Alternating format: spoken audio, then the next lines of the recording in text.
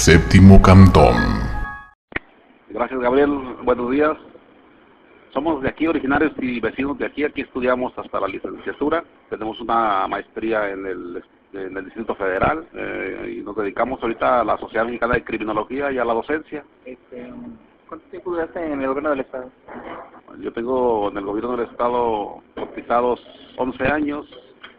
Estuvimos en el gobierno pasado con Antonio Echevarría en el área de Procuración de Justicia. ¿Qué cargos ocupaste? De director de averiguaciones previas, visitador, director del Instituto de Formación Profesional, subprocurador y procurador. Licenciado, hablando propiamente de tu experiencia como subprocurador y como procurador, ¿cómo era la delincuencia, tomando en consideración lo que está aconteciendo hoy? ¿Cómo era la delincuencia? ¿Cómo era el fenómeno delincuencial en esa época? Mira, Gabriel, la delincuencia tiene características muy propias, ¿no? Primero, siempre ha habido delincuencia, ¿no? Aquella persona que haga estudios antiguos, pues desde la Biblia, Adán y Eva, Caín y Abel, pues encontraste el homicidio, ¿no? No vamos a evitar la delincuencia existió y existirá siempre, ¿no?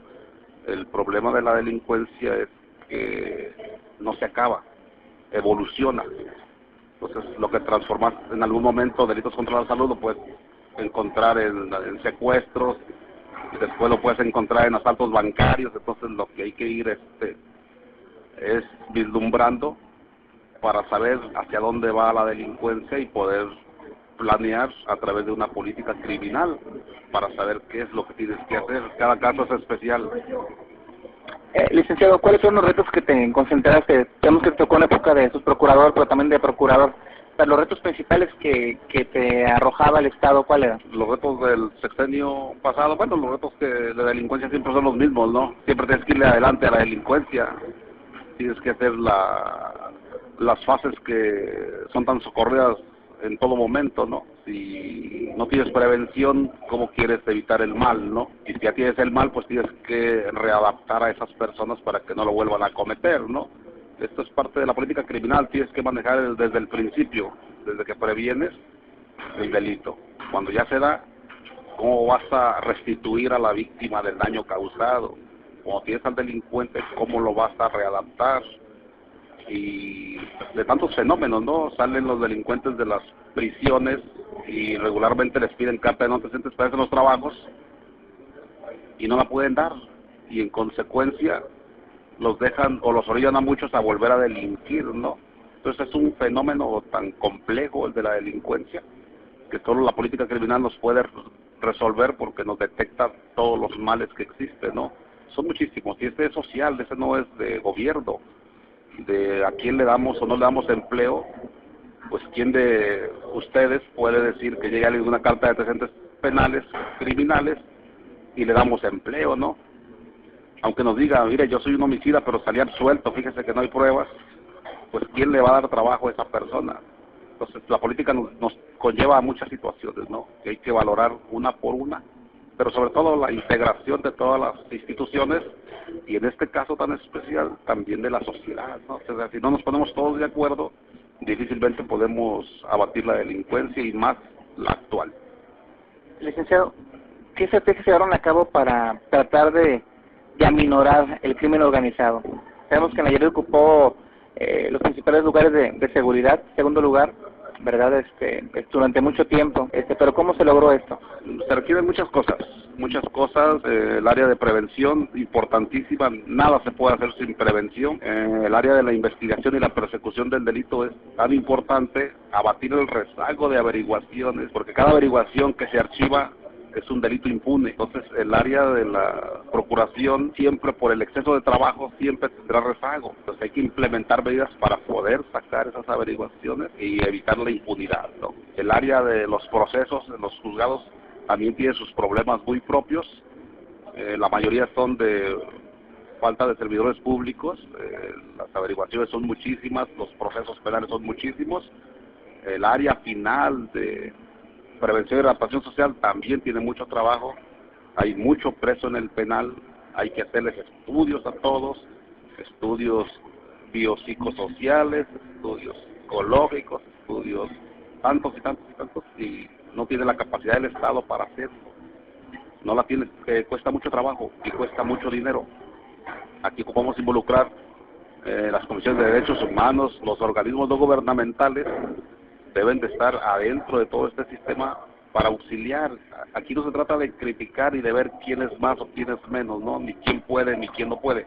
Aquí no hay otra más que conjuntar a todas las fuerzas sociales del Estado, conjuntamente con las instituciones, para resolverlo, pero encaminados con una política criminal, un orden encaminado, no al arbitrio de alguien, ¿no? La política criminal es muy ordenada y te dice los procesos y los pasos a seguir para resolver esto. Licenciado, el crimen organizado, ¿cómo se logró aminorar en el sexenio que usted le tocó trabajar? Bueno, tuvimos la ventaja de la creación de los módulos de las salidas del Estado, del de Jarretadera, el módulo de Acaponeta y el módulo de Islán del Río. Eso nos permitía cerrar en un momento dado el Estado y poder hacer revisiones. A nosotros nos tocaron mucho el efecto cucaracha, ya se veía desde el sexenio pasado, desde con Vicente Fox, porque el programa de ellos se llama Salvemos México, donde también empezaron hicieron este tipo de programas en Sinaloa.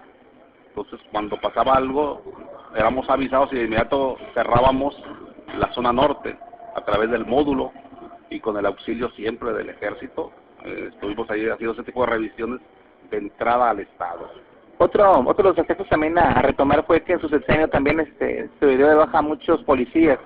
También desde dentro fue la lucha. Cuando se hablaba de política criminal se hablaba de esas situaciones, como son tantísimas, una de esas es no puedes tener el mal en casa, ¿no? Y estarlo combatiendo. Se dio de baja, pero no nomás es dar de baja, porque a veces lo que provocas es generar más delincuencia organizada. ¿Por qué? Pues porque los policías, como los militares, como los marinos, como la PFP, como todo aquel sujeto que ha sido capacitado por el gobierno del Estado, que se le dio la confianza, que se le dan las armas, que se le da un radio, que se le dan claves, no lo puedes correr y no saber a dónde va, porque esa persona con su tren de vida va a ser muy difícil que busque trabajo en otra institución.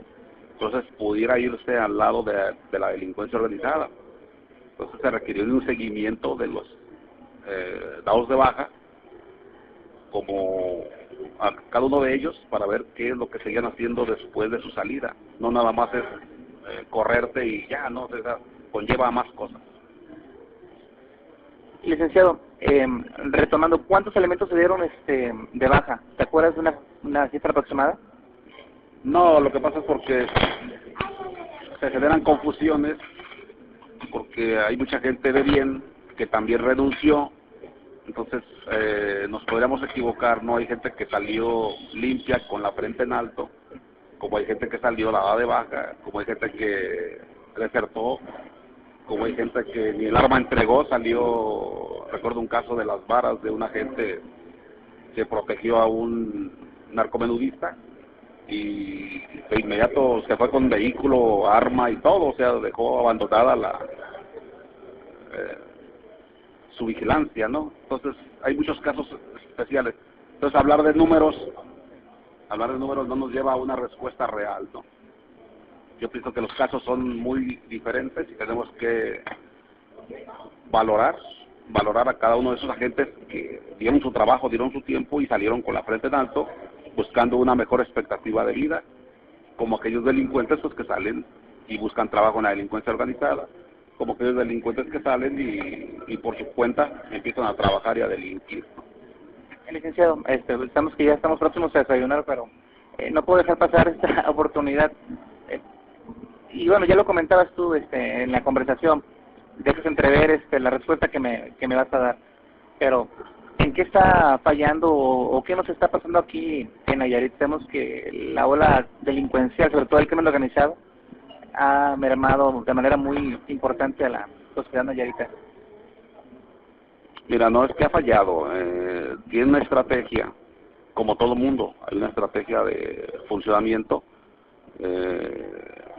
Ahorita que están funcionando el ejército, ver la marina, ver la PFP, ver las instituciones federales y estatales unidas, ver al municipio conjuntarse, son medidas que deben tener éxito, son buenas medidas.